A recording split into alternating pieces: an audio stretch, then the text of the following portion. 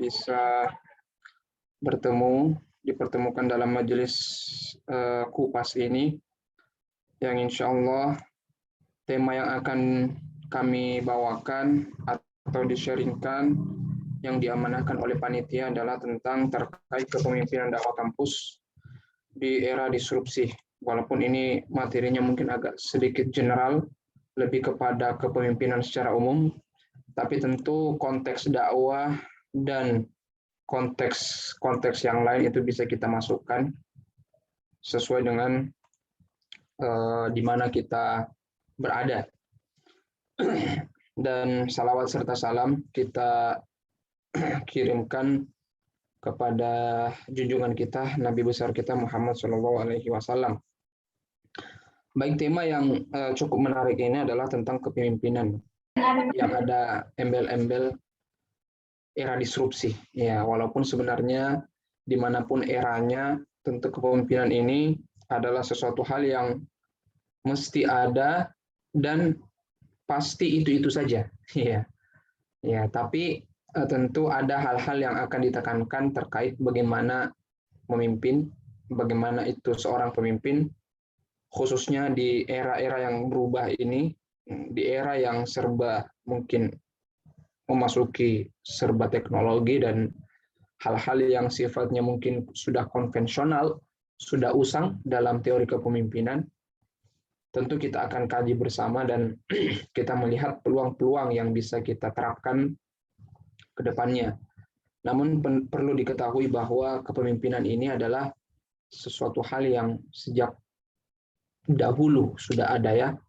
Sejak sebelum manusia diciptakan itu sudah ada kepemimpinan yang terjadi. Seperti apa? Seperti di bangsa jin, itu kan sudah ada pemimpinnya waktu itu menjaga langit dan bumi, yang diberi nama dengan iblis, ya, tetapi karena membangkang sehingga dia juga berikrar untuk memimpin agar bisa menyesatkan manusia dan masuk dalam neraka, waliyadzubillah.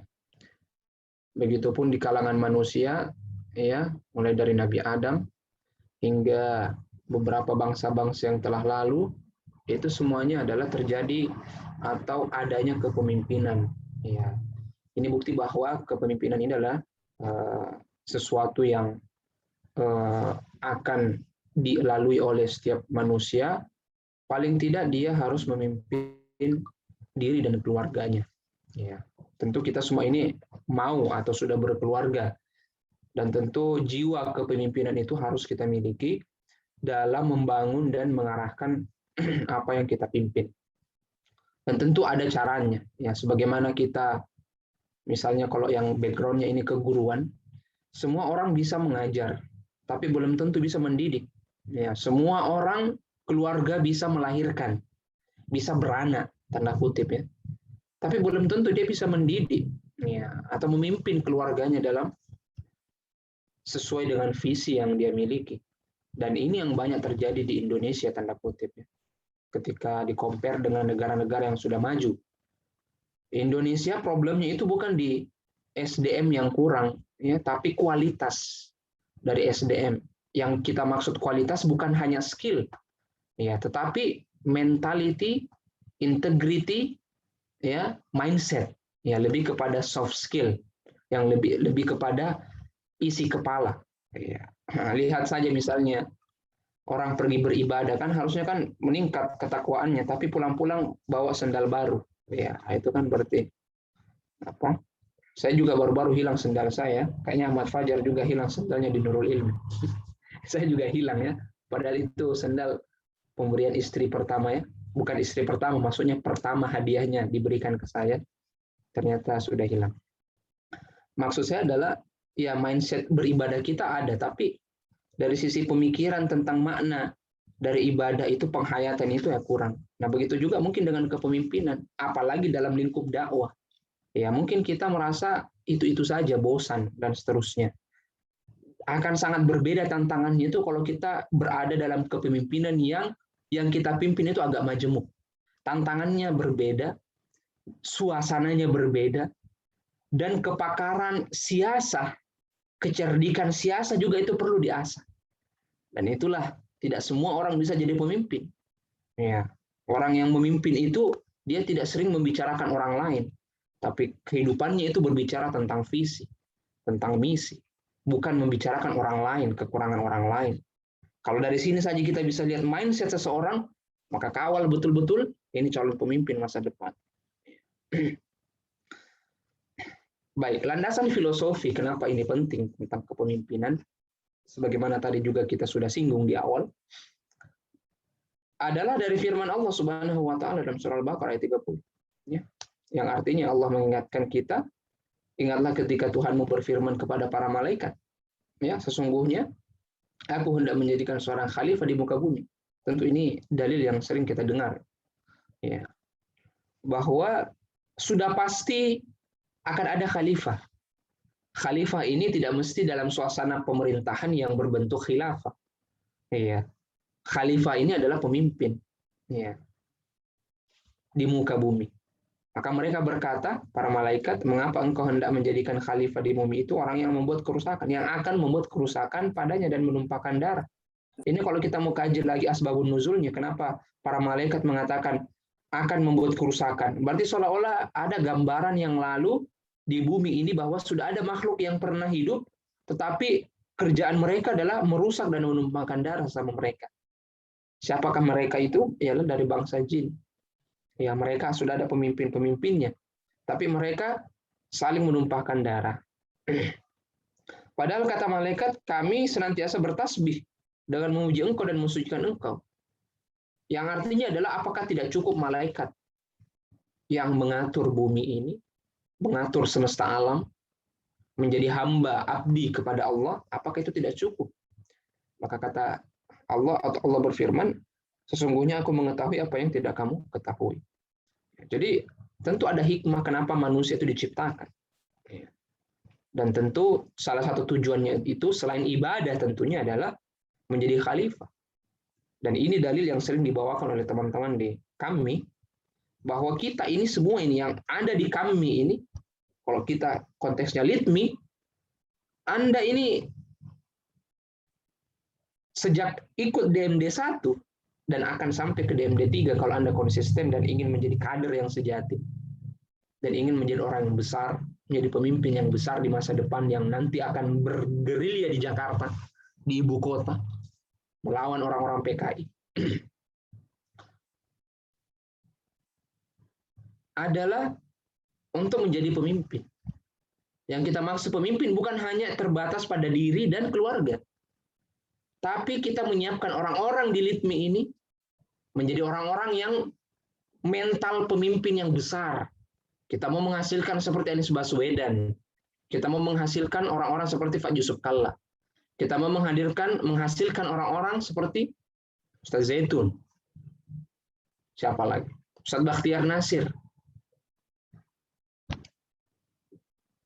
Kita ingin melahirkan lagi seorang Soekarno yang baru.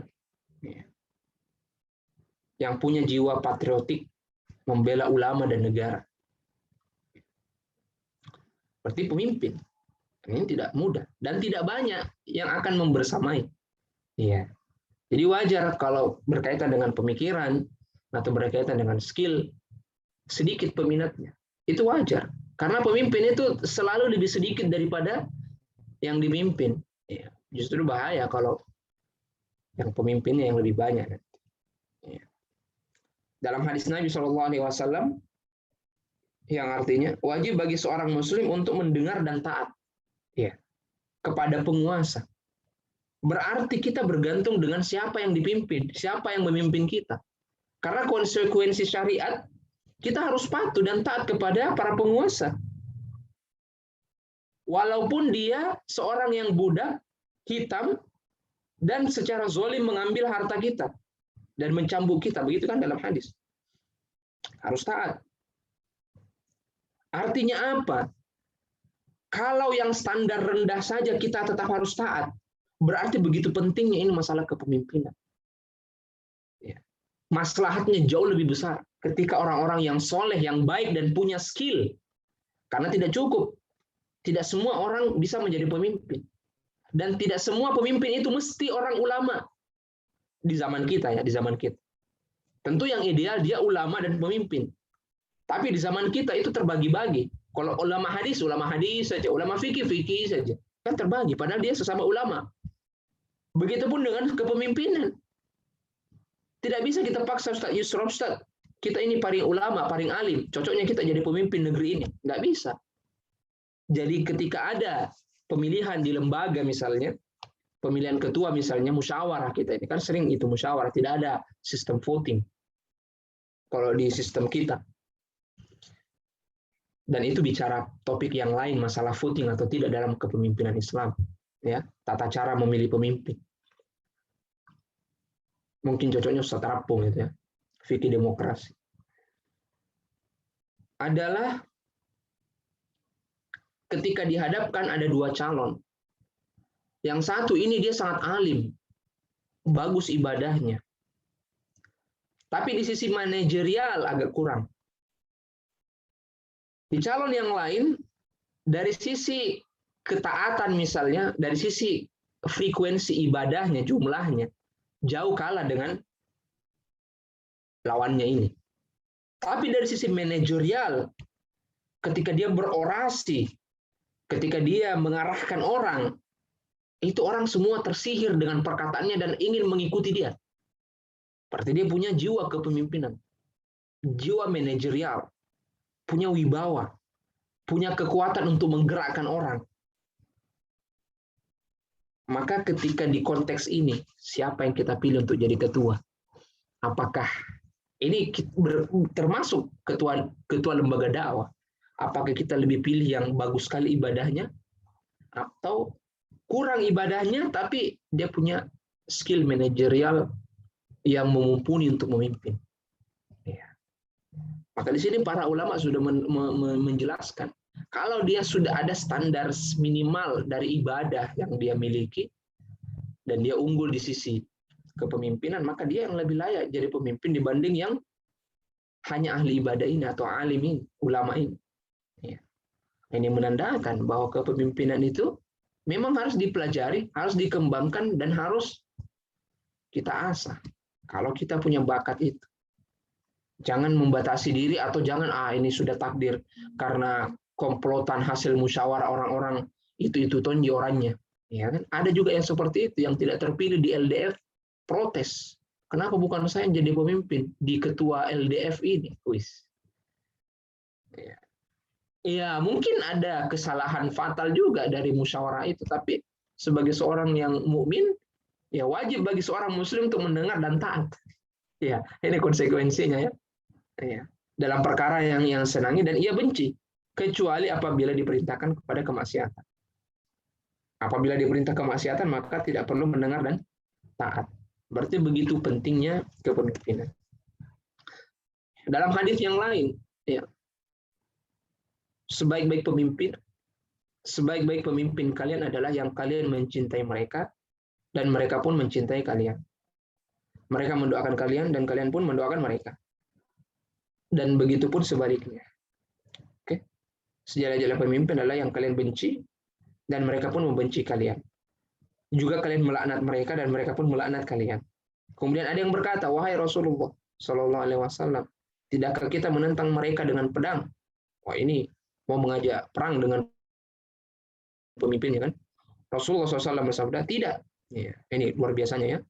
Selama mereka masih mendirikan sholat, berarti standarisasi kita taat dengan tidak taat kepada pemimpin adalah lihat sholatnya. Kalau selama dia sholat di tengah-tengah kita, maka tidak boleh memberontak. Jika kalian melihat dari pemimpin kalian sesuatu yang kalian benci, misalnya selalu pakai baju putih, celana hitam, suka turun di got, ya, membersihkan got misalnya, atau baru-baru dari Gorontalo pergi marah-marah ke staf, tiba-tiba pas keluar pergi sapu-sapu di jalan dan direkam banyak orang. Jika kalian melihat dari pemimpin yang kalian sesuatu yang kalian benci, maka bencilah amalannya dan jangan melepaskan ketaatan kepada. Hadis riwayat Muslim. Sebagai seorang mahasiswa salafi, ya tentu ketika ada hadis yang sahih, maka tidak boleh kita mengakal-akali. Ya, sebagai seorang yang kembali kepada Quran dan Sunnah, ya langsung men-skip pendapat para ulama, langsung ke hadis yang sahih. Ini kan salafi yang baru belajar. Ini ada hadis taat kepada pemimpin. Ya, maka kita juga seperti itu, ikhwan. Kita beda dengan kami. Litmi hadir dengan corak sebagaimana mahasiswa salafi. Ya. Mereka bergerak sesuai dengan syariat. Ya. Tidak mencela, tidak memberontak, ya. Tidak memaki, tidak mengejek fisik, ya. Tapi mengkritisi kebijakan. Ya. Caranya juga ada tata caranya. Tapi kita tidak membahas tata cara demokrasi di sini. Jadi intinya adalah pemimpin itu, kalau Anda mau dikategorikan sebagai pemimpin yang terbaik, maka coba tanya anggota Anda, apakah diri mereka pernah mendoakan Anda atau mencintai Anda? Kalau tidak, berarti kemungkinan Anda menjadi pemimpin yang jelek. Mungkin mereka menderita di bawah pimpinan Anda. Dan seterusnya. Silakan lakukan survei sendiri ya. Kemudian, mengapa pemimpin itu penting? Kepemimpinan itu penting. Selalu kita angkat ini ya. Fudail bin Iyad berkata, seandainya aku memiliki doa yang mustajab, aku akan tujukan doa tersebut pada pemimpinku. Maka ada yang bertanya kepada Fudail, kenapa bisa begitu? Ia menjawab, jika aku tujukan doa tersebut pada diriku saja, maka itu hanya bermanfaat untukku. Namun jika aku tujukan untuk pemimpinku, maka rakyat dan negara akan menjadi baik. Bayangkan, seorang ulama paham betul. Ya, ini sangat nasionalis ya. Fudail bin Iyad, karena di sini dikatakan, jika aku tujukan untuk pemimpinku, maka rakyat dan negara akan menjadi baik. Luar biasa. Ya. Walaupun harus dicari teks Arabnya ya, karena ini kan berdasarkan terjemahannya. Mana tahu bukan rakyat dan negara yang dimaksud, negeri ya. Jadi penting juga kembali kepada ini. Jadi intinya adalah saking luar biasanya itu, kalau kita mau lihat di Malaysia ya, di Malaysia, walaupun Malaysia itu banyak juga Cina dan India, di setiap khutbah Jumatnya itu, di khutbah yang kedua, itu dimention rajanya untuk didoakan. Semoga raja kita dimudahkan, semoga rakyat kita diberikan kemakmuran. Dan itu bacaan khutbah Jumat yang wajib. Sampai-sampai ada kawan saya yang tanda kutip mahasiswa salafi, waktu belajar juga di Malaysia. Ada kita, tapi dia terkontaminasi dengan salafi yang tidak berorganisasi. Dia bilang ke saya, wah luar biasa di Malaysia, pantasan makmur. Karena di khatib-khatib mimbar itu dia doakan rajanya. Ya, berarti dia mau mencintai rajanya. Kita ketika mendoakan pemimpin kita langsung dibilang projo ini. Ya, projo. Ini. Lawannya kadrun ya. Itu. Dikira begitu. Padahal sebagai mahasiswa yang bermanhaj Ahlussunnah wal Jamaah sesuai pemahaman salafus saleh, kita mesti mendoakan pemimpin kita siapapun itu. Ya. Terlepas dari kebijakannya, terlepas dari utang-utangnya, terlepas dari pro kontra yang dia lakukan. Selama dia pemimpin, kita harus doakan. Berarti begitu urgensinya itu pemimpin. Maka harusnya Anda ini yang jadi pemimpin. Ya. Untuk memakmurkan negeri. Ya. Tapi harus diasah sejak sekarang. Jangan Anda latah. Tiba-tiba ketika misalnya didekati wartawan perempuan misalnya, tiba-tiba afwan di balik hijab. Nah itu ada fikihnya lagi. Bagaimana ketika di tempat umum? Ya. Bagaimana ketika Nabi SAW tiba-tiba di pinggir jalan dihampiri seorang ummahat atau akhwat, minta diajar juga khusus, diberikan waktu, dia cemburu dengan para sahabat. Kenapa hanya sahabat yang diajarkan, sementara sahabiah tidak? Nah, ini kan di tempat umum. Maka ada pengajian salafi yang mengatakan bid'ah itu ada tirai di masjid. Ya, bid'ah ya. Masya Allah. Bid'ah dari sisi bahasa. Artinya baru. Ya. Bukan berarti ketika dilakukan finnar ya. Ya. Itu ada pembahasannya di hadis arba'in, di hadis kelima tentang bid'ah ya. Sudah dibahas oleh Ustaz Harsha Bahtiar ya. Masalah bid'ah ini. Siapa yang dimaksud dengan pelaku bid'ah yang ke neraka, kekal di neraka? Maka jawabannya adalah yang Sudah sepakat para ulama. Siapa itu? Seperti Jabariyah, Qadariyah. Itu ahlul bid'ah yang dolal, finnar. Ya. Syiah juga seperti itu. Ya. Ahmadiyah. Nah, itu ahlul bid'ah. Adapun yang lain, misalnya teman-teman di NU misalnya, atau PMII, Pergerakan Mahasiswa Islam Indonesia, tahlilan, yasinan, ya. Apakah mereka masuk dalam ahlul bid'ah? Ya. Beberapa ustadz mengatakan dia terjatuh dalam ijtihad, jadi bukan perkara bid'ahnya, tapi ijtihad ulamanya yang menafsirkan hadis-hadis yang doif misalnya. Karena di zamannya susah mendapatkan atau memfilter hadis-hadis yang sahih dan doif. Sehingga dia jatuh pada ijtihad. Ijtihadnya salah, maka dia dapat 1 pahala. Kalau ijtihadnya benar, maka dapat 2 pahala. Tapi perkara yang disampaikannya adalah bid'ah, maksudnya baru. Ya. Tapi bukan dimasukkan dalam bid'ah yang dolal finnar. Nah, itu. Jadi menarik juga ini masalah siapa itu pelaku bid'ah sebenarnya yang masuk neraka. Tapi dari situ kita bisa menjadi luas dalam bergerak. Oke, mari kita lanjut lagi ya. Mohon maaf ini kemana-mana ini materi. Kalau ada yang mau langsung bertanya, tidak apa-apa ya di tengah jalan. Siapa tahu bisa hidup diskusinya. Baik, jadi hakikat kepemimpinan itu adalah ada 2. Jadi itu intinya, mempengaruhi dan menginspirasi. Tidak dikatakan pemimpin itu kalau dia tidak bisa mempengaruhi dan dia tidak memberikan inspirasi. Jadi kalau Anda tidak bisa mempengaruhi orang lain atau anggota, maka tidak bisa menjadi pemimpin. Anda yang dipengaruhi berarti Anda yang dipimpin. Ya, kepemimpinan menurut Salusu adalah kekuatan dalam mempengaruhi orang lain agar ikut serta dalam mencapai tujuan kita. Berarti saya sarankan Anda ini membaca bukunya Carnegie, Daniel ya. Bagaimana mempengaruhi orang lain. Ada bukunya itu. Inggrisnya bagus, tapi sudah ada terjemahannya. Tahun 70-an. Dan itu bestseller. Dibaca oleh banyak orang, pemimpin dunia. Saya waktu SMA itu membaca itu. Karena akan bertanding dengan OSIS nantinya. Dan innalillah terpilih ya. Jadi mempengaruhi.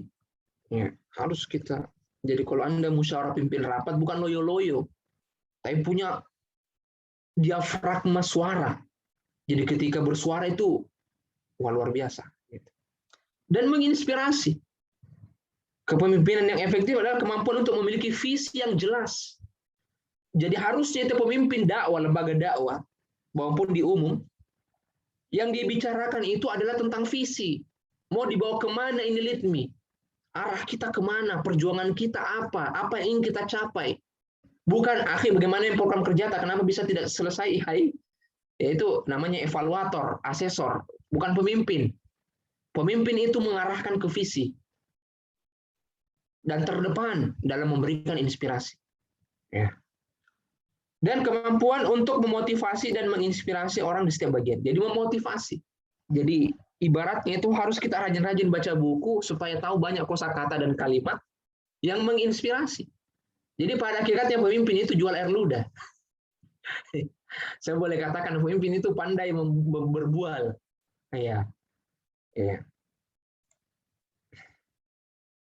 Apa ini? Ya, Dale Carnegie ya, How to Win Friends and Influence People. Betul ya? Ya ini. Bacaan wajib ya. Tidak ada di unsur Kristennya ini. Ya, kita kalau masalah duniawi umum itu harus kita baca dari kadang-kadang dari orang-orang barat. Iya. Supaya ilmu praktis dunianya kita bisa amalkan untuk kemaslahatan Islam. Baik. Seperti itu ya. Ya, terima kasih Rio Akbar rahmatullah. Ya, rahimahullah. Bukan rahimahullah ya rahmatullah.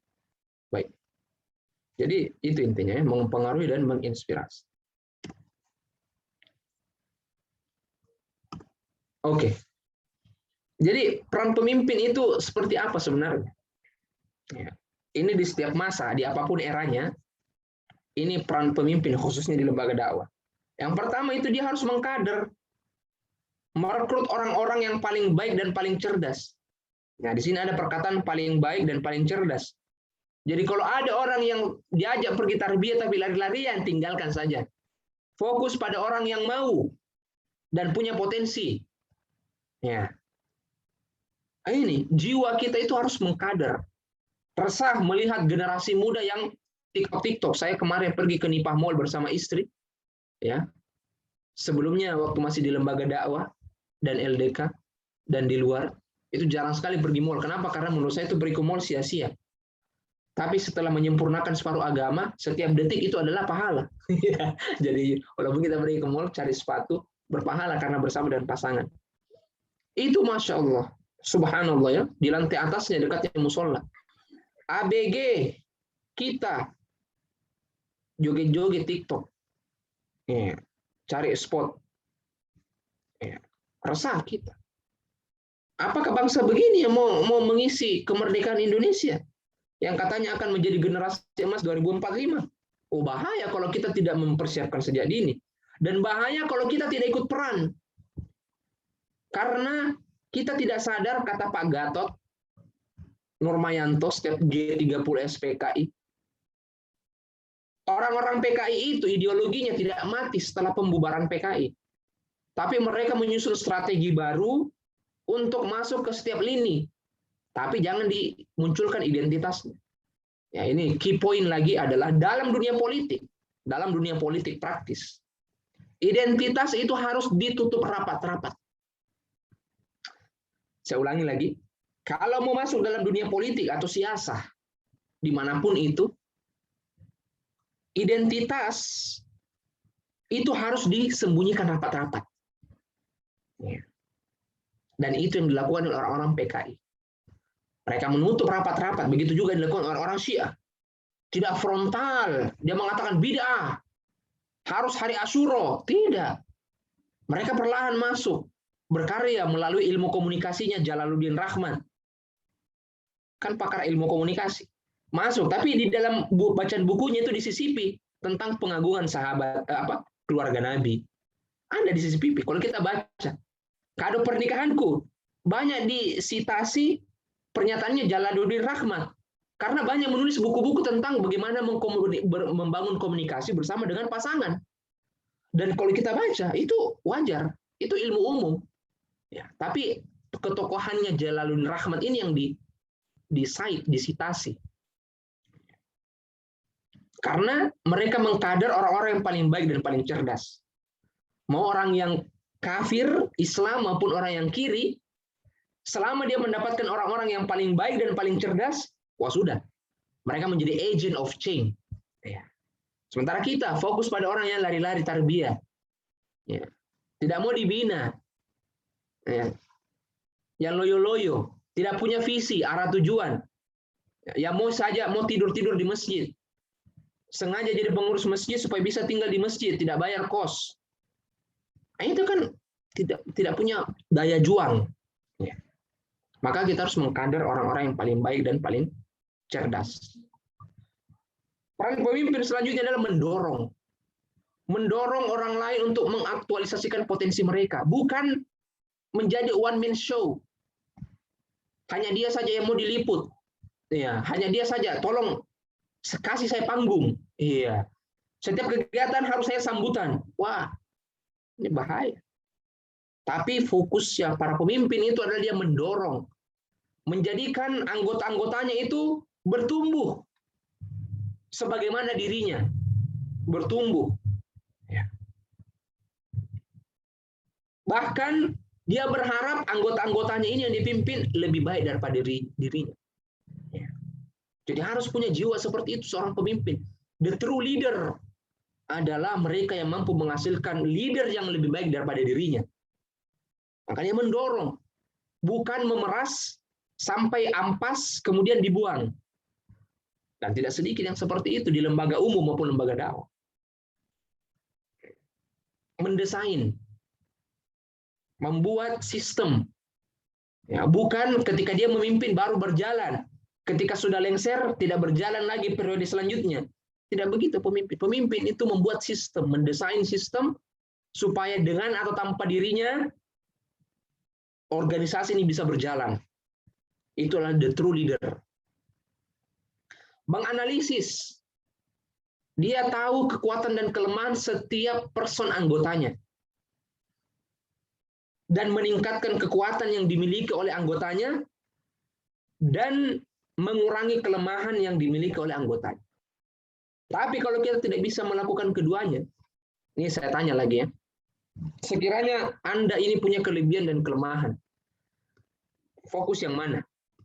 Fokus mengatasi kelemahan atau fokus mempertajam, meningkatkan skill kelebihan kita? Kira-kira yang mana? Antum pilih. Kelebihan. Fokus ke kelebihan. Potensi. Fokus pada kelebihan. Atau ya. Potensi diri. Potensi diri. Ya. Iya. Betul ya. Jadi kalau Anda mau sukses, fokus pada kelebihan Anda. Walaupun Anda punya kelemahan. Kelemahan itu bisa ditutupi oleh orang lain. Misalnya Anda punya skill leader, tapi Anda gaptek dengan desainer misalnya, atau surat bersurat. Itu bisa di-cover oleh orang lain. Anda fokus di mengasah kepemimpinan itu. Dan insya Allah Anda akan dipakai sesuai dengan skill Anda. Jadi ada perkataannya pepatah Prancis. Pepatah Prancis. Mereka mengatakan seperti ini ya.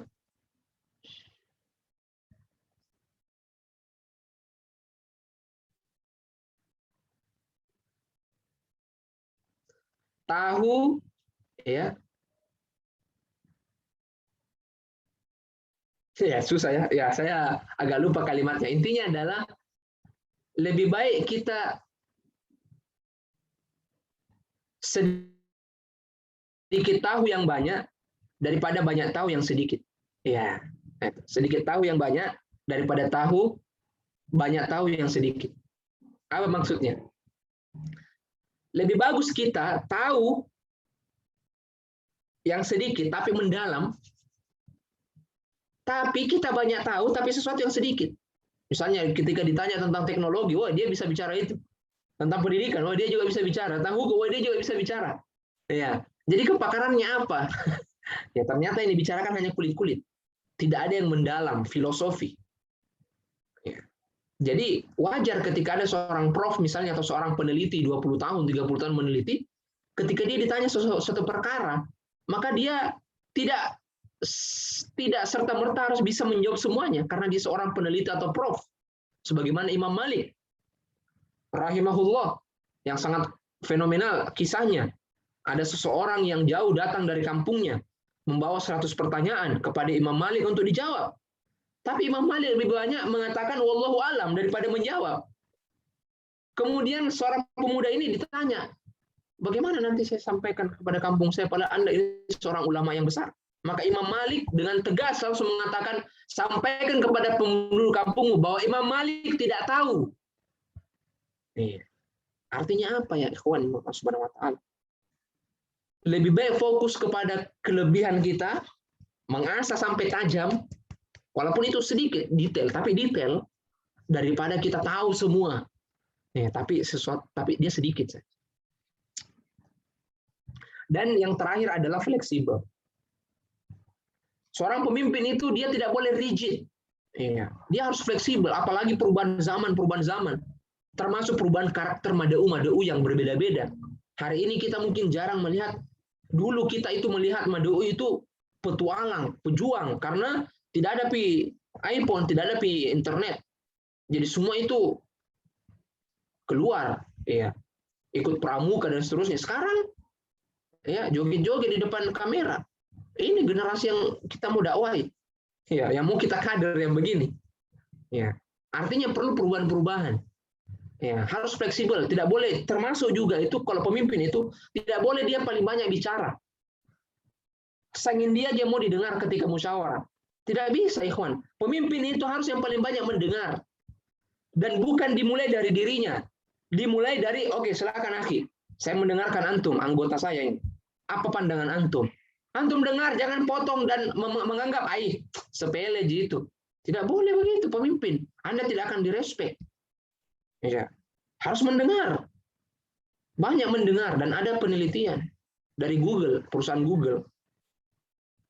mengatakan bahwa perusahaan yang cepat berangkat, cepat bangkit, cepat bertumbuh besar, ketika ekosistem dalam manajerialnya itu melibatkan semua, tanpa ada kasta-kasta. Misalnya cuma office boy, tukang sapu.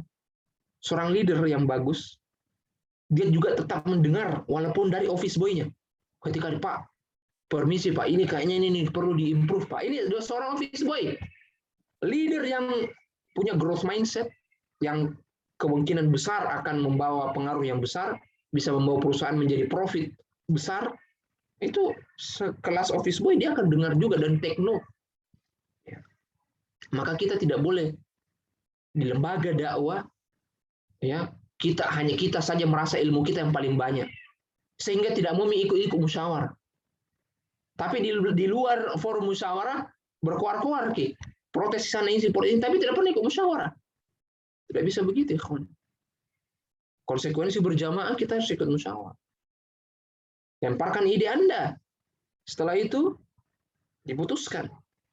Apa yang diputuskan, maka itu yang kita ikuti. Tapi kalau di belakang juga berkoar-koar, tapi jarang juga musyawarah, susah. No respect kepada orang seperti itu. Ya, harus fleksibel ya.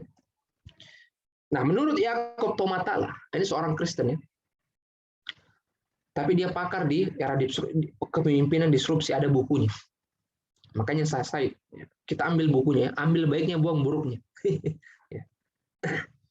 Disrupsi dalam kepemimpinan adalah mengubah atau menginovasi cara-cara kepemimpinan bekerja sesuai dengan perubahan dan perkembangan teknologi dan segala aspek peradaban yang dominan sehingga menjadi efektif, efisien, dan sehat. Jadi intinya itu di era disrupsi, pemimpin itu harus fleksibel, harus bisa berinovasi, tidak boleh kaku, tidak boleh ya begini dari dulu culture-nya orang kalau muktamar. Ya, harus didengar pendapatnya BP saja. Muktamar itu pendapatnya BP. Tidak bisa. Dimanapun muktamar, itu forum muktamar, tempat mengambil keputusan tertinggi, termasuk perubahan ADRT. BP tidak punya kewenangan dalam harus ini deh yang diikuti. Tidak begitu. Kalau seperti itu berarti tidak ada fleksibilitas di dalamnya. Tidak ada diskusi di dalamnya.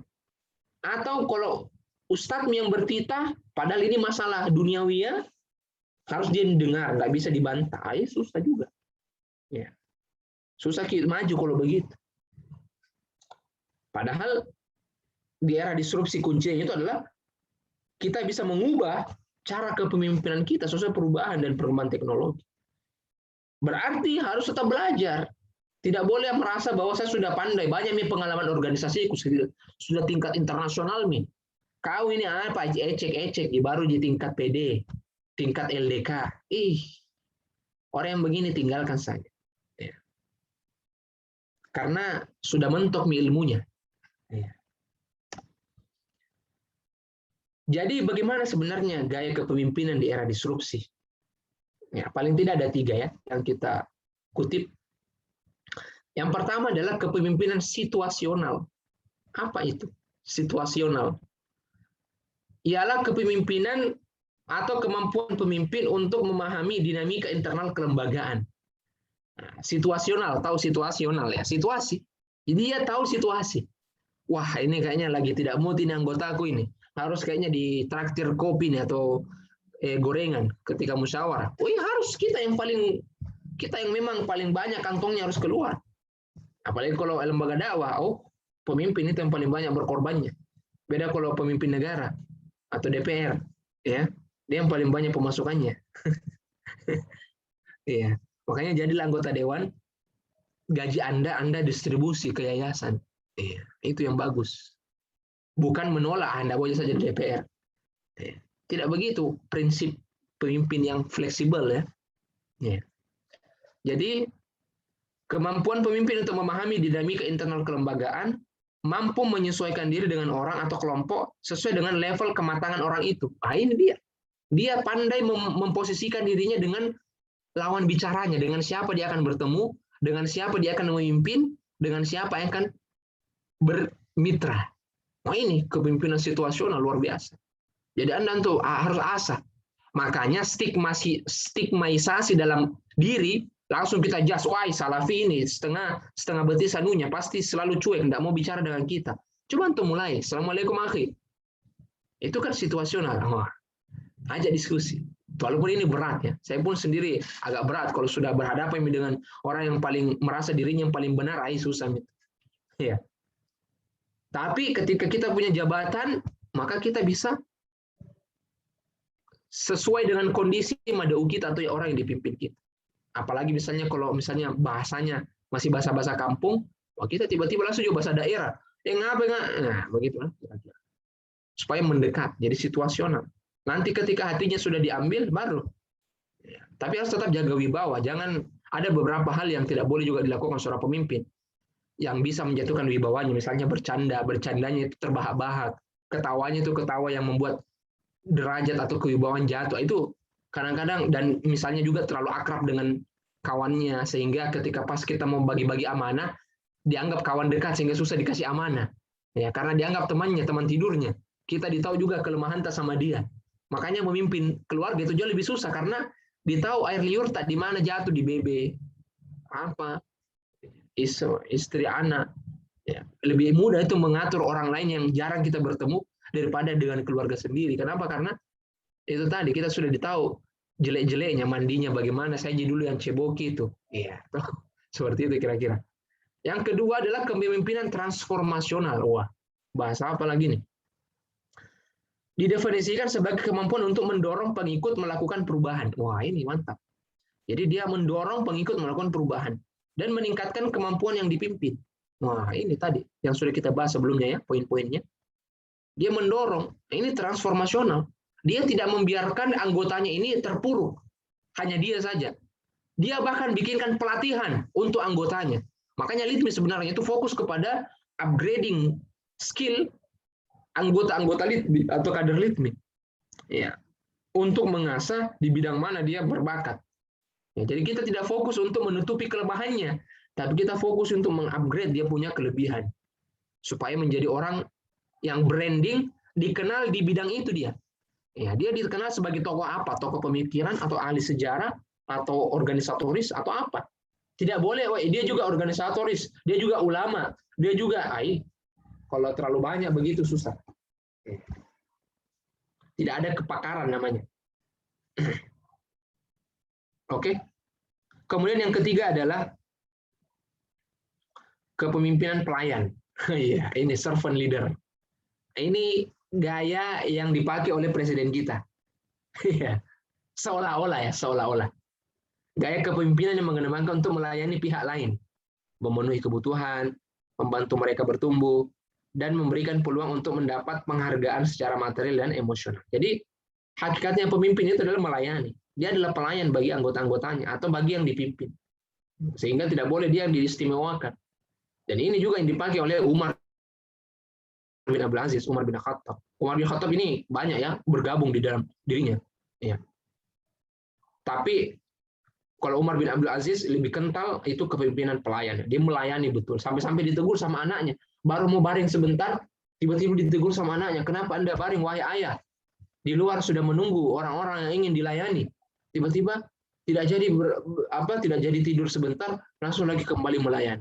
Luar biasa. Hanya dalam setahun 2 tahun kepemimpinannya, luar biasa kemakmuran terjadi ya di eranya. Berarti kita bisa simpulkan, jadi orang-orang baik itu, orang-orang baik, orang-orang yang punya kekuatan lebih dalam memimpin, cukup 1 tahun 2 tahun itu sudah cukup memperbaiki kerusakan yang bertahun-tahun.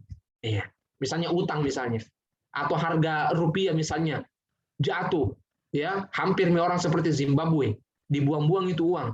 Dulu uang parkir itu 1.000, sekarang sampai 5.000 kalau mobil. Saya tak bangga juga. Apalagi Pertamax atau Pertalite. Ya Allah. 5 tahun saya tinggalkan Indonesia, pas pulang, ya Allah Rabbi. Mahalnya semua, biar sikat gigi juga mahal, sampai 12.000, 13.000. Saya bilang, apa ini harganya ini rupiah? Berarti dulu tabungan saya yang 1 juta itu 5 tahun yang lalu, tidak ada harganya sekarang. Iya. Iya. Dan itu pernah terjadi di zaman tahun 98. Iya, krisis ekonomi waktu itu. Jatuh. Ya. Dan siapa yang memperbaiki? seorang ilmuwan yang hanif dan hanya bertahan, hanya memimpin setahun saja, setahun lebih. Kemudian dilengsarkan. Siapa itu? B.J. Habibie. Beberapa tahun saja dia bisa mengatasi krisis seperti Umar bin Abdul Aziz, mengatasi krisis yang dibuat oleh pemimpin terdahulunya di Bani Umayyah. Iya, luar biasa. Jadi seberapapun besarnya utang Indonesia, ya, tidak usah khawatir. Persiapkan saja diri menjadi pemimpin yang layak, bahkan kita harus siapkan orang yang mau menjadi presiden Republik Indonesia dari sekarang. Ya, insya Allah setahun 2 tahun saja bisa diperbaiki. Kalau mereka orang yang cerdas. Dan saya melihat ada pada Pak Anies ya. Ya, mudah-mudahan bisa. Ya, jadi makanya ini ketua LIDM ini harusnya merapat ke Jakarta untuk mengundang Pak Anies ini untuk diskusi dengan kita LIDMI. Jadi ketika beliau nanti naik di RI 01, ya kita bisa dapat kue ya. Ya, seperti itu. Jam berapa ini? Lama aku bicara. Apa ini? Astagfirullah, 19 menit. Ya. Bisa kalian jadi, oh iya ya. Saya tidak ingat waktu ini. Baik. Sebenarnya sampai sini tadi itu apa slide saya ini. Jadi intinya tuh di era disrupsi itu tadi ada 3 gaya kepemimpinan. Yang ini. Ya ini. Adapun yang ini tambahan saja. Bahwa masalah kepemimpinan dalam lembaga dakwah. Biasanya itu di lembaga dakwah itu tidak memiliki skala prioritas. Ada sebenarnya Renstra, tapi tidak dihayati. Ya. Dan selalu jadi patokan juga Renstra, padahal zamannya beda. Dulu saya, harus itu Renstra sudah periode yang ketiga, padahal yang satu saja tidak dicapai-capai. Ya. Ya, artinya apa? Harus fleksibel, harus dirombak lagi. Ya. Yang kedua, tidak membagikan tujuan Anda. Tidak punya tujuan. Anda ini dipilih apa visi Anda jadi ketua. Ketika ditanya karena mufakat para MSO memilih saya, tidak begitu. Anda harus punya visi juga. Anda mau bawa kemana ini lembaga dakwah. Anda tidak menjadi contoh. Ini tidak menjadi tauladan ketika dia menjadi pemimpin di lembaga dakwah. Tidak memberikan motivasi, tidak ada motivasinya, kering ketika dia musyawarah. Kering bukan dalam artian tidak ada air, ya, tidak ada gorengan, tapi kering dari nilai-nilai motivasi, nilai-nilai perjuangan. Pemimpin itu harus mampu memberikan motivasi dan perjuangan. Masalah hubungan interpersonal, ini baku bombe dengan anggota yang tidak bisa disuruh, ya. Atau dengan LK tidak bisa membangun hubungan dengan BEM dan Maperwa. Di Jawa itu ikhwan yang Allah Subhanahu wa taala. Di Jawa itu kader-kader LDK yang diplot jadi ketua BEM dan Maperwa. Kita diambil supaya tidak ikut Maperwa dan BEM. Ya. Kenapa? Karena banyak syubhat di dalam. Ya, karena tidak ada orang yang kuat dan terlalu memaksakan kehendak. Kalau Anda merasakan tidak, ini sudah keputusan musyawarah, Anda harus patuh, taat pada ulil amri. Nah, ini juga salah menempatkan dalil ya, terlalu memaksakan kehendak. Tidak ada nilai-nilai keempat, ya musyawarah seperti itu ya. Oke. Dan banyaknya nih, masih banyak, tapi lain kali nanti dibahas deh, ya, karena terlalu lama. Tidak bagus juga terlalu lama. Tidak bagus juga terlalu lama saya banyak bicara. Tidak tahu nanti yang mana yang mau dibawa pulang. Oke, sekira demikian dari saya. Mohon maaf bila ada kekurangan. Sebelum itu, saya mau kasih lihat slide yang 2 dari terakhir, bahwa ini agak loading, maaf.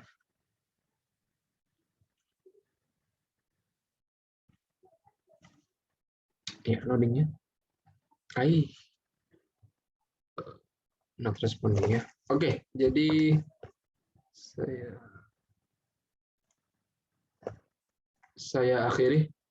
Nanti setelah sesi tanya baru nanti saya kasih ini ya. Lihat. Baik, sekiranya demikian. Wallahu taala alam bisawab. Subhanakallahumma hamdik. Asyhadu an la ilaha illa anta astaghfiruka wa atubu ilaik. Saya kembalikan ke moderator. Syukur. Nah, alhamdulillah, syukur atas pencerahan tadi. Sangat menarik pembahasan tadi malam ini terkait kepemimpinan ini ya. Kalau ada mungkin dari teman-teman yang mau bertanya atau menjelas jawabannya, karena tadi yang melihat terlebih mau membahas dari segi lembaga dakwahnya, ya silakan. Kan tadi kita lihat di akhir tadi agak masuk lebih spesifik lagi. Nah, silakan kalau ada yang berikan tanggapan.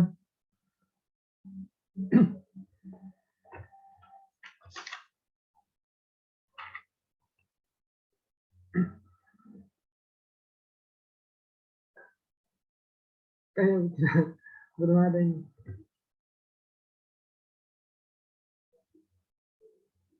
Ya.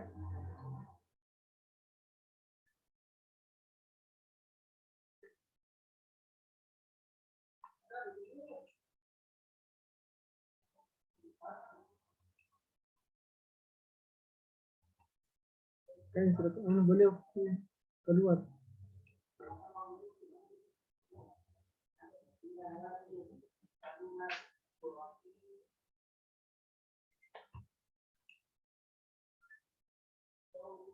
Oke. Ada. Ya, Sindik, bertanya Sindik. Ya. Sorry kamar. Iya, maaf. Closing nanti nah. Ya. Closing. Iya. Tapi misalkan ada bertanya tuh. Ya, Sindik lah. Saya mau bertanya. Iya, tunggu dulu. Iya, apa ini? Saya masuk lewat ini, tiba-tiba hang ini laptop. Silakan. Oh, iya, tadi ada yang bertanya ini, Sidik mau bertanya. Iya, Masya Allah. Silakan. Syukur jazakallah khairan atas kesempatan yang diberikan kepada kami. Kami mau bertanya kepada Kak Amar mengenai realita yang kami dapati di kepengurusan LDK dan LDM. Kami ingin mendengar pendapat dari Kak Amar mengenai kebanyakan ikhwah lebih fokus membuat konsep daripada menyiapkan orang-orang yang akan bergerak mengelola konsep tersebut. Pertanyaan kami, kenapa lebih banyak ikhwah yang membuat konsep daripada menyiapkan kader yang akan menggunakan konsep tersebut? Dan sudah ada konsep-konsep yang pernah dibuat dan hampir sama. Itu pertanyaan kami.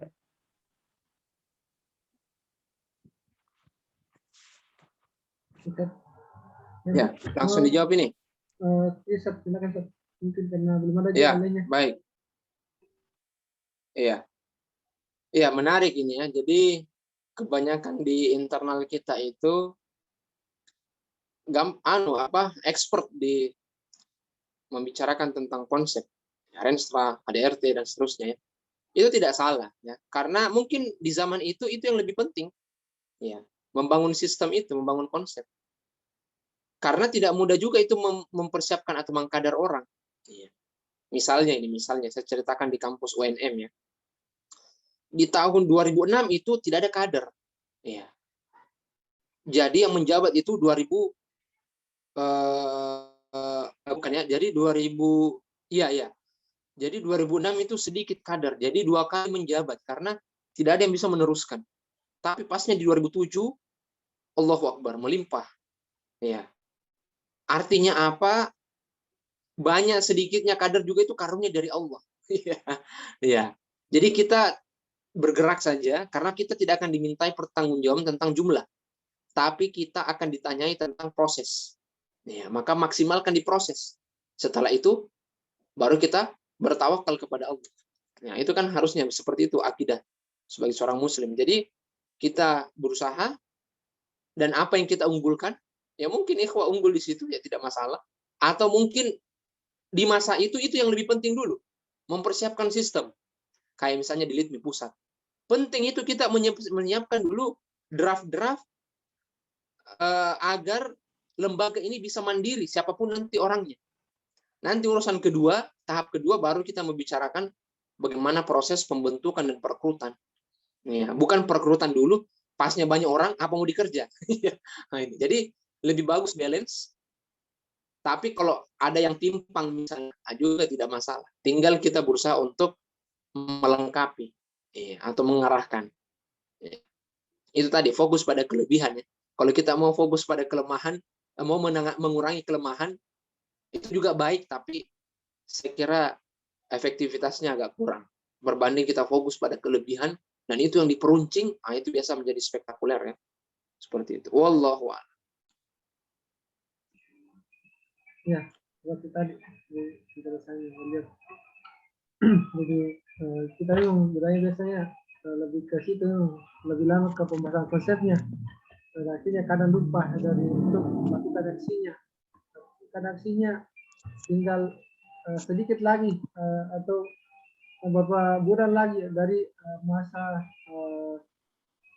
kepengurusan di LDF misalnya, atau di LDK kan biasa singkat, hanya setahun biasanya mungkin hampir satu semester itu gunakan musyawarah. Nah, di sini juga kan ada termasuk juga menjadi masalah juga ini lebih ke apa namanya pengontrolan dari pelaksanaan itu kegiatan itu. Biasa kita sudah matang di konsepnya, tinggal lesson, cuma ini kadang dalam pelaksanaan itu ini di sini kadang loss dari itunya, kebutuhan tersebut. Bagaimana itu pasti tetap menunjukkan kepemimpinan itu terus berjalan terus sampai akhir.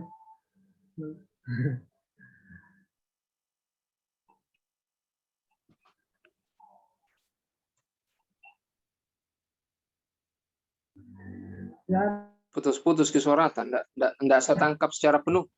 Oh iya. Ya, ada yang mengangkat pertanyaan, jadi bertanya beliau ini. Kalau saya tadi lebih ke ini, lebih ke bagaimana dalam penyusunan tadi ini lebih mengarahkan ke kepemimpinan terkait program yang dalam pengontrolan perjalanan kegiatan ini biasanya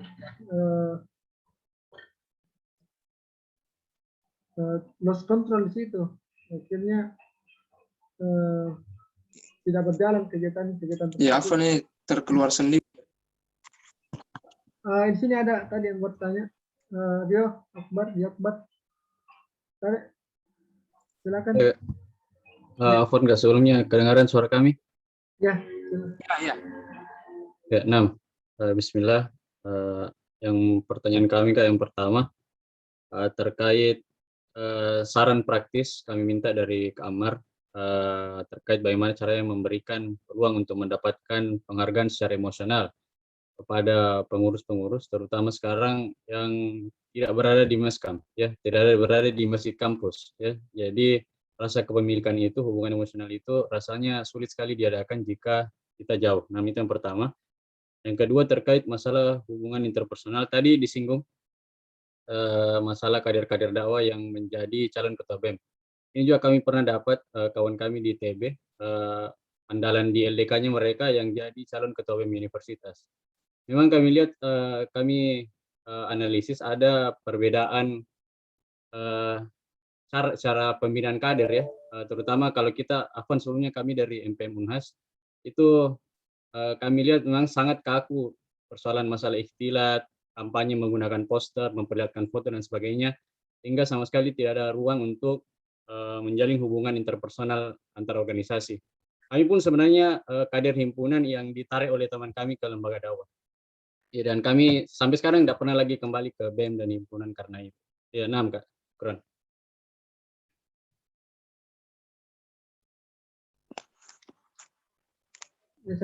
Ya. Mungkin tadi pertama terkait peran praktis ya, tadi terkait itu. Kemudian yang kedua, membangun hubungan interpersonal ini lebih ke sekarang dan dengan keadaan yang sekarang ini lebih ke kebanyakan virtual seperti itu. Iya. Jadi saran praktis itu untuk membangun apresiasi atau emosional itu adalah dengan menghargai setiap kecil usaha yang dilakukan. Jadi seorang ketua itu, pemimpin itu harus lebih banyak mengobral pujian. Ya, bukan yang terus dipuji. Wah, mantap tahu, sukses tahu. Tapi kita ini yang ketua ini yang sering memuji. Ya, sering berterima kasih dan sering mengapresiasi dengan, ya paling ringan itu adalah dengan jempol. Wah, mantap. Masya Allah, syukran akhi. Tapi harus dibangun dari hati, bukan sekedar formalitas. Karena tidak akan sampai itu kalau sesuatu tidak dari hati. Karena dari hati akan sampai ke hati. Nah, jadi kita tulus. Masya Allah akhi. Ya, saya ada ikhwah ya. Masya Allah. Itu ada anggota-anggotanya itu loyal sekali. Setelah saya teliti, kenapa bisa loyal sekali nih anggota, padahal rela berkorban, rela turun dari kampung untuk ikut musyawarah, karena yang memimpin ini orang yang dia sangat kagumi dan cintai. Kok bisa? Nah, ini kan. Wah, saya tanya, kenapa bisa? Apa tipsnya?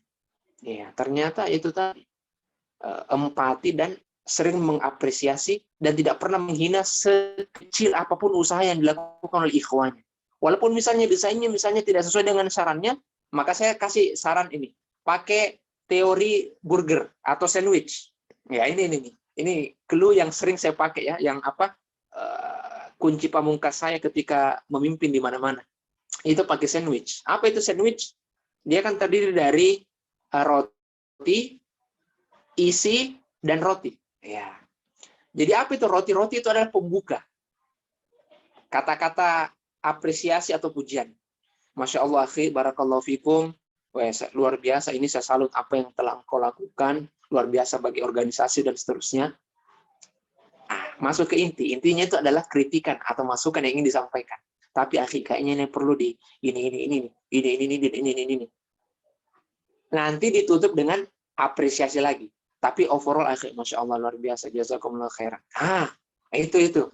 Kalau kita menggunakan teori sandwich ini dalam berkomunikasi dengan anggota kita, insya Allah hubungan interpersonal, hubungan emosional, mereka merasa diapresiasi kerja-kerjanya, dan rasa kepemilikannya insya Allah akan menjadi besar.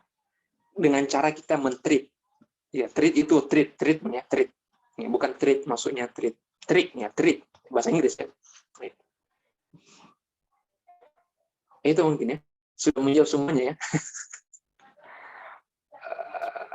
Dengan apa lagi yang apa di BEM, cara mengkader, pola mengkader ya. Jadi gimana ya? Jadi itu juga bergantung masalah kepahaman agamanya terhadap hal-hal yang mungkin kita ketika bertemu dengan mahasiswa the true salaf yang tidak mau bekerja atau tidak mau berorganisasi, mungkin kita menganggap itu yang paling ideal. Padahal dalam dunia ini aspek resiko juga itu harus dipertimbangkan. Contohnya, semakin tinggi resiko, tapi semakin besar juga peluang keberhasilannya, atau besar, high risk, high return, istilah bahasa Inggris. High risk, high return. Dan itu berlaku di mana saja. Misalnya bisnis. Bisnis semakin besar itu resikonya, peluang cuannya itu juga jauh lebih besar. Kita berkuliah, berorganisasi, peluang DO-nya atau gagalnya kita dalam final exam misalnya, besar karena kita berorganisasi. Tapi ketika kita mampu melewati itu, cuannya itu besar. Pengalaman ada, kepemimpinan skill meningkat, dan di kelas juga kita tidak jongkok juga. Nah, itu yang tidak didapatkan oleh orang-orang yang hanya bermain safety, aman saja. Ya, maksud saya adalah, kalau kita berdakwah, lintas pergerakan juga, bertemu dengan berbagai organisasi yang tanda kutip duniawi ya, apalagi pergerakan kemahasiswaan di kampus. Tentu ada hal-hal yang sifatnya dia berbuat dosa misalnya di situ. Dalam hati kita ini tidak benar. Dan mengusik jiwa idealisme kita dalam keberislaman. Maka dalam aspek siasa, maka kita lihat masalah dan mudarat. ketika kita mengignore hal-hal yang itu dengan melihat sisi-sisi yang bisa menguntungkan win-win solution dengan kedua belah pihak dan bisa menguntungkan untuk dakwah dan kita, maka jalan itu yang diambil dan itu yang dilakukan oleh seorang politisi. Makanya berat kalau true ulama yang jadi masuk di panggung politik praktis karena banyak sekali siasahnya, tanda kutip bermunafik, padahal tidak, itu bagian dari siasat. Bukankah Umar bin Abdul Aziz sebelum dia menjadi khalifah dia itu mengikuti terus, mepet terus dengan khalifah, padahal zolim ini, khalifah ini zolim, tapi Umar fokus hal-hal yang kebaikannya dan dia backup hal-hal yang baik. Saking itunya sehingga tersibuk ya khalifah untuk mau menjadikan Umar dulu setelah jadi khalifah baru anaknya kembali. Ya. Makanya wasiatnya itu khalifah waktu itu saya lupa namanya. Dia mewasiatkan khalifah selanjutnya dia adalah Umar bin Abdul Aziz dan setelah Umar kembali ke anaknya. Ya, berarti sempat melewat, sempat tidak sesuai dengan garis keturunan. Ternyata ketika kita pelajari bagaimana riwayat perjalanan, kok bisa langsung Umar bin Abdul Aziz, apakah betul-betul dia seorang ulama atau bagaimana? Ternyata Umar pandai juga bersiasat. Ya, bersiasat, dia tahu ilmu politik. Dia tahu bagaimana ketika berhadapan dengan orang yang garis miring, atau misalnya dengan HMI, atau dengan orang-orang yang garis tarbiyah misalnya, tarbiyah politik, atau dengan yang sekuler sekali. Ya, sebagai seorang yang pemimpin, ya kita harus mampu beradaptasi dengan lawan bicara kita. Ya. Dan kalau mau mengambil perspektifnya, sebagaimana Daniel Kirch menyampaikan dalam bukunya, itu kita seolah-olah berada pada posisi dia dulu di awal. Jadi kita berasa berempati, oh iya ya, saya setuju dengan Anda, dengan pemikiran Anda ini. Tapi bagaimana kira-kira kalau begini, nah, berarti kita masuk. Kembali lagi ke teori sandwich. Roti, isi roti. Apprise dulu, kemudian masuk ke inti kita yang ingin kita mau sampaikan, baru kembali puji. Ditutup dengan pujian. Dan insya Allah ini sangat efektif. Wallahu a'lam.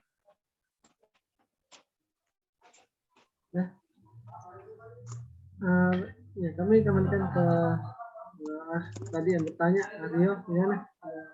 Bisa ada yang tanggapi atau bagaimana? Jazakallah khair, Kak. Jelas. Ya, oh iya.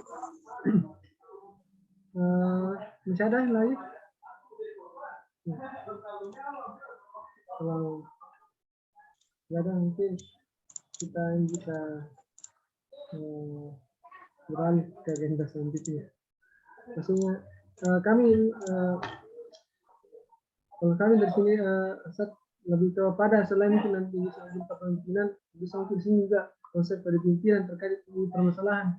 Terkadang kita biasa belajar kepemimpinan, tapi kepemimpinan ini lebih juga menjadi problem juga, bagaimana caranya menjadi yang dipimpin itu taat kepada pemimpin, kadang-kadang menjadi problem juga seperti itu di internal lembaga.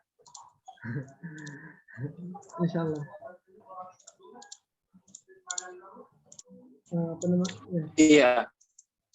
Itu ya, kalau tanggapan saya ya, masalah ikhwah kita dipimpin ini agak kurang patuh kepada yang memimpin, kepada yang pimpinannya. Maka jawabannya adalah mungkin cara kita men-treat dia sehingga dia tidak patuh. Ya. Atau kita cenderung mengignore dia atau mengabaikan dia karena mungkin tidak perform dengan baik. Ya. Atau kita tidak berusaha memahami kondisinya, misalnya kenapa bisa mungkin ada masalah keluarga atau kerabat atau apa, atau masalah akademik yang bermasalah. Kalau kita berada pada posisi empati kepada yang kita pimpin, insya Allah ketika masalahnya selesai, dia akan langsung totalitas, akan siap dipimpin oleh kita. Dan alhamdulillah itu sudah kita buktikan di mana-mana. Konsep empati ini oleh pemimpin luar biasa. Bayangkan Ustaz Syahrullah Hamid, ketua DPD di Bali, dia pernah menceritakan kepada kami ketika awal-awal hijrah, dia ditepuk seperti ini oleh Ustaz Zaitun. Masya Allah, orang yang hebat. Itu awal-awal ketika belum berhijrah. Tepukan begini saja. Masya Allah. Wih, langsung mengubah dirinya menjadi orang, wah luar biasa ini. saya ditepuk, dihargai oleh pemimpin besar. Akhirnya, seperti itulah kira-kira. Jadi kadang-kadang tepukan, apresiasi yang kecil nilainya, ya, itu Masya Allah sangat berbekas dalam hati anggota yang kita pimpin. Dan kita sebagai seorang pemimpin jangan selalu berharap, taat ki akhi, ya, taat pada pemimpin. Oh, kalau begitu caranya, yakin saja mereka kapan selesai ini periode, capek makurasa dipimpin sama beliau ini. Tapi kalau dengan pendekatan kemanusiaan, empati, dengan bahasa yang santun, ya, dengan teori sandwich tadi yang saya sampaikan, maka insya Allah dengan sendirinya orang-orang akan mau taat dengan sendirinya. Sekiranya demikian ya, Allah. Syukran, jazakallah khair. Mungkin setelah menit terakhir sudah tidak ada lagi. Mungkin terakhir Ustaz bisa sampaikan proses asesmen untuk pertemuan malam hari ini. Oh iya, bentar ya. Saya masih ada masalah dengan di laptop saya. Saya mau tampilkan slide saya yang kedua dari terakhir. Jadi intinya adalah di slide saya itu ada beberapa buku yang saya rekomendasikan yang bisa dipakai. Ya. Bentar ya. Tiba-tiba rusak saya punya ini.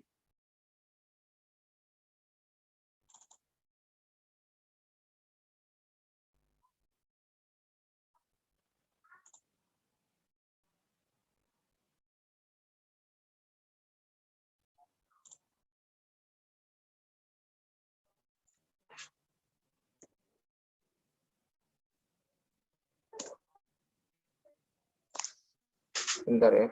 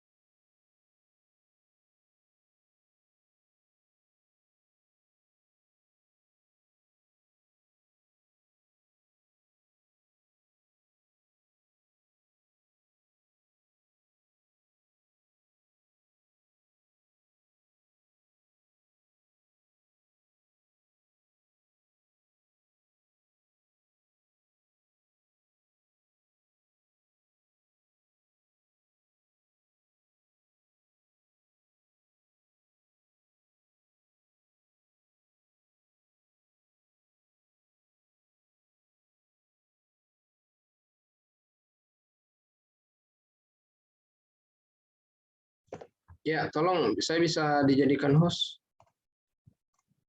atau bisa di-enable ininya, share screen-nya. Ya, oke.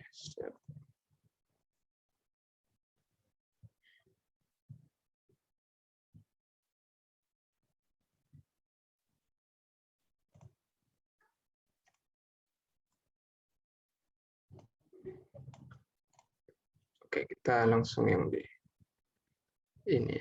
Oke, saya tidak perbesar ya supaya menghindari jangan sampai nanti ini loading lagi.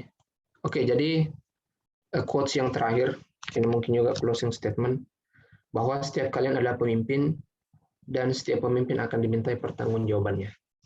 Jadi kita melihat atau kita diamanai sebagai pemimpin ini dalam kacamata pandangan kita ini kita lagi beribadah. Ya, jadi harus diingatkan ini saya lagi beribadah ini. Ya, beribadah dari aspek memimpin orang lain. Ya, jadi ketika kita dalam kondisi beribadah, maka kita harusnya maksimal. Sebagaimana kita mau sholat, ya harus maksimal. kita mau majelis ilmu, ya harus maksimal juga. Kita punya alat tempur. Nah, begitupun dengan, ini saya lagi beribadah ini, diamanahi kepemimpinan di organisasi. Maka harusnya kita upgrading skill, ikut seminar atau conference kepemimpinan misalnya, atau bermitra dengan lintas lembaga, ya, karena itu bagian dari ibadah yang kita lakukan hari ini, dan akan diminta pertanggungjawaban, ya, semampu kita. Kalau kita sudah berbuat maksimal, ternyata yang kita pimpin atau hasil dari kepemimpinan kita ternyata masih kurang maksimal, ya, maka kita tidak akan ditanya tentang hasil, kita akan ditanya tentang proses. Nah, di sini ada buku, dan ada habit dari seorang pemimpin itu, dari pemimpin-pemimpin dunia. Habit mereka itu adalah rajin membaca. Jadi seorang Bill Gates sekalipun, misalnya, atau Barack Obama misalnya, ya, karena kalau Nabi kita SAW jelas, ya, kalau mau jadikan Nabi sebagai pemimpin ideal, jelas sekali, ya, sempurna, ya. Nah, ini kita bicara makhluk manusia biasa yang bukan dari kalangan Nabi. Ya. Barack Obama misalnya, itu punya habit membaca di pagi hari. Ya, bahkan 8 jam waktunya itu membaca. Anies Baswedan itu banyak membaca orangnya karena akademisi, tapi bisa jadi pemimpin karena banyak wawasan yang dia peroleh. Karena pemimpin itu harus banyak tahu juga. Ya. Nah, di sini ada beberapa buku-buku yang menurut saya sangat filosofis, apalagi ini berkaitan dengan kegiatan Kupas. Ya. Dan buku ini, satu di antaranya saya sudah tamatkan. Sisanya ini masih setengah-setengah saya baca. Tapi summary-nya saja. Jadi, misalnya nih, memproduksi pemimpin hebat. Tadi ada yang ditanyakan, Ustaz, kita ini apa? Fokus di konsep. Tidak fokus di bagaimana melahirkan kader. Ini saya rekomendasikan baca ini, memproduksi pemimpin hebat. Ini saya baca sejak SMA ketika mau nyalek jadi ketua OSIS. Ya ini ya. Saya tamatkan langsung pemimpinan Islam, dan dibahas bukan hanya kepemimpinan Islam, tapi bagaimana pemimpin secara umum. Bagus sekali, saya rekomendasikan ini. Cara memproduksi pemimpin. Yang kedua adalah Start with Why. Ini Simon Meng punya, Simon Sinek. Ya. Banyak YouTube-nya ini bicara tentang leadership. Saya rekomendasikan untuk antum follow dia, Simon Sinek. Saya berteman di LinkedIn dengan beliau. Start with Why. Ini bukunya sangat fenomenal sekali ya. Start with Why. Mulai dengan mengapa. Jadi kadang-kadang itu anggota kita itu harus diberikan alasan kenapa dia harus melakukan itu. Makanya ada pertanyaan start with why. Kenapa? Kenapa? Kenapa? Nah, ya. Kenapa saya disuruh mendesain? Kenapa saya menjadi pemimpin? Kenapa saya memimpin Anda? Ya. Kenapa visinya ini? Kenapa misinya ini? Kenapa ADRT-nya bunyinya seperti ini? Kenapa kita berada di jalan dakwah yang bermanhaj salaf? Kenapa bukan Aswaja saja? Kenapa bukan di Muhammadiyah saja? Kenapa bukan di NU saja? Emangnya mereka semua sesat? Emangnya mereka semua tidak benar? Kenapa kita memilih salafus soleh? Kenapa? Itu harus ditanyakan. Itu harus clear dulu dalam diri kita. Dan buku ini membantu kita untuk menanyakan itu, start with why. Untuk memimpin, start with why. Menjadikan orang mengikut Anda, start with why. Kenapa? Kenapa Anda ingin dipimpin oleh saya? Itu tanyakan. Ya. Kemudian buku yang ketiga adalah Give and Take by Adam Grant. Ini juga sangat fenomenal bukunya ya. Bestseller bahkan di New York Times. Why Helping Others Drive Our Success. Ini berkaitan dengan tadi transformasional, gaya kepemimpinan transformasional. Mendorong agar anggota kita itu lebih hebat daripada kita. Bagaimana caranya? Adalah give and take. Apa maksudnya give and take? Seorang pemimpin harusnya itu banyak memberi. Ketika dia banyak memberi, maka yakinlah akan banyak dia akan terima. Tapi sebaliknya, kalau Anda yang lebih banyak meminta, suka yang gratisan, ada kondangan gratisan, ayo ke sana. Misalnya beli gorengan cari yang gratisan, dia yang mau dibelikan, bukan dia yang mau membeli. Konsepnya ini tangan di atas lebih baik daripada tangan di bawah. Kalau kita lebih banyak menerima, yakin saja kita tidak cocok jadi pemimpin. Karena pemimpin itu lebih banyak memberi. Memberikan waktunya, memberikan dananya, lebih berkorban lebih banyak, bebannya lebih banyak, dan itu memberi, give. Ya, baca buku ini supaya Anda mengetahui makna di balik give and take. Ya, semakin banyak Anda memberi, suatu saat nanti Anda akan banyak menerima. Ya, dan itu saya sudah rasakan. banyak saya memberi, banyak kita memberi, pemimpin-pemimpin banyak memberi. Ternyata kita tidak tahu dari arah yang tidak disangka-sangka. Kita butuh, ternyata datang bala bantuan yang kita tidak tahu dari mana. Ketika pas ditanya, ternyata dia bilang, dulu saya pernah dibantu oleh Anda. Ya, cuma Anda sudah lupa. Ya, saya datang untuk balas budi. Atau dalam bentuk kawan yang lain, sebagai pengalaman pribadi. Pertama kalinya saya merantau ke Malaysia, S2 waktu itu 2015. Tidak ada kawan. Saya khawatir jangan sampai saya misalnya berhadapan atau berkumpul dengan orang-orang yang tidak Islami, tanda kutip ya, perokok dan seterusnya, atau satu kos diterima sama orang yang ini. Rupanya Allah memberikan saya luar biasa ganjaran, tiba-tiba saya dipertemukan sama bapak-bapak yang Islami, walaupun mereka backgroundnya PKS ya. Ya makanya karena saya tahu mereka PKS, maka saya langsung menutup rapat identitas saya. Bagian dari siasat. Ya. Jadi itu.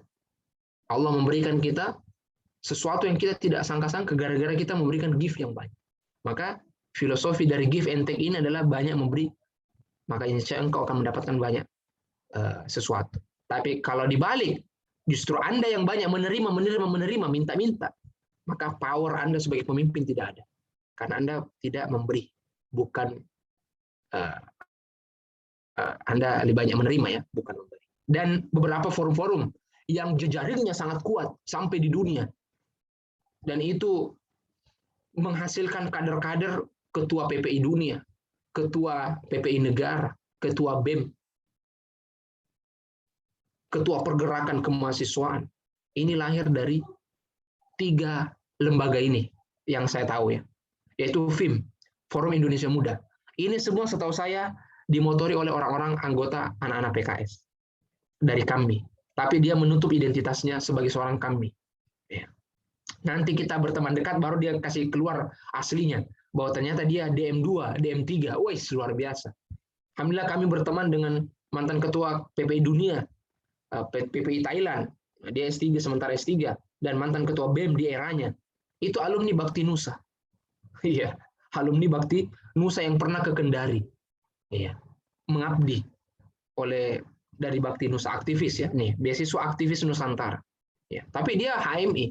Kami berteman rapat karena kami seideologi. Dalam artian kami sama-sama punya pemahaman salaf, tapi berbeda organisasi. Dia di HMI, ya saya di LIDMI, ya, dan kawan saya lagi yang di Taiwan itu petingginya kami, ya, dan ketua PPI Taiwan. Dan kami masih akrab 3 orang ini. Dan dia alumni DM3 ya di kami ya. Dan ada wakil saya waktu itu di PPI Malaysia, dia alumni RK, Rumah Kepemimpinan. Ini juga alumni dari produksi dari orang-orang pemudanya PKS ya. Seperti itu, afiliasinya ke PKS, ideologinya ya, IM kalau kita mau secara general, Ikhwanul Muslimin ya. Dan ini jejaringnya luar biasa, kuat. Ya.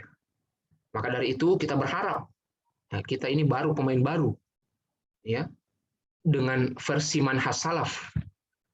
Maka kita harus mengakselerasi kepemimpinan ini. Harusnya gerakan-gerakan menghasilkan produksi kepemimpinan ini harus lebih digalakkan. Men-training orang-orang yang menjadi pemimpin yang besar, dikirim kemana untuk mengaplikasikan kepemimpinannya, menjadi relawan. Nah ini yang kita mau bangun sebenarnya. Tapi tidak tahu dari mana dan dimulai dari apa, ini kita sama-sama masih berproses. Mungkin itu saja. Kalau ingin berjejaring lagi, saya lebih aktif di IG. Kalau mau follow silakan, kalau enggak juga tidak. Kadang-kadang ada informasi beasiswa atau info-info kegiatan yang kita share di situ. Sekiranya demikian, jazakumullah khairan atas partisipasinya. Mohon maaf bila ada kekurangan. Kita akhiri. Subhanakallahumma hamdik, asyhadu an la ilaha illa anta astaghfiruka wa atubu ilaik. Assalamualaikum warahmatullahi wabarakatuh. Waalaikumsalam warahmatullahi wabarakatuh. Waalaikumsalam warahmatullahi wabarakatuh. Nah, ya sebelum kami ucapkan jazakallah khairan kepada Ustaz yang memberikan kita malam hari ini.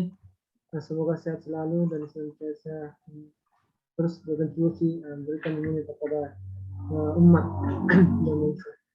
Kami ucapkan jazakallah khairan kepada peserta yang sudah hadir pada malam hari ini.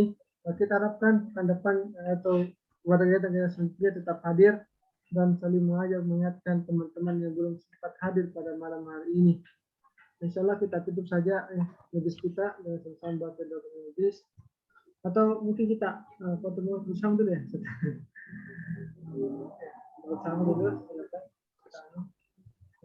Kita pun di grup. Ya, hukumnya foto, enggak gitu? Ya. Ya, kita foto bersama dulu, Set. Apa yang temanya mungkin? Entah ada yang Ya. Silakan kita videonya mungkin terakhir. Ya. Mana? Ya. Kayaknya tidak. Ya. Oh, ternyata ada rekan saya. Tadi hijau ada ya. Insya Allah. Mungkin ini yang bisa. Kayaknya tidak ini. Oke, satu. Silakan semuanya. 1, 2, 3. Oke. Syukran. Jazakallahu khair. Kita cukupkan. Subhanallah wa bihamdik. Asyhadu an la ilaha illa anta astaghfiruka wa atubu ilaik. Assalamualaikum warahmatullahi wabarakatuh. Waalaikumsalam warahmatullahi wabarakatuh. Syukron ya, saya izin live. Iya Pak. Insyaallah. Oke, insyaallah kita tutup ya. Nanti kita upload di grup. Barakallahu fikum.